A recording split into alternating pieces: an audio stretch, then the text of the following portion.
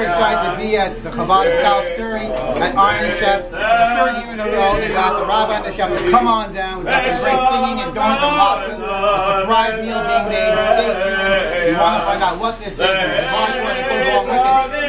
The Rabbi isn't just here doing Bar Torah. The Rabbi actually is in the kitchen, getting hands-on experience. It's amazing. You can see certified. We have Aaron on the left side. Who's Aaron? You say Aaron on the left side. Let's describe your salad, please. Oh, sorry. Well, this is a fine salad.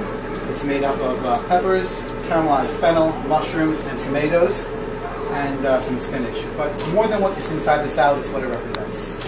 A salad would not be a salad if it's just cucumbers or it's just fennel. But when you take all those items together, it becomes a delicious dish. Like the Jewish people, we have here Sephardim, Hasidim, Litvish, Hasidish, all different types of people, Yisroelim, Leviim, Kohanim, all together.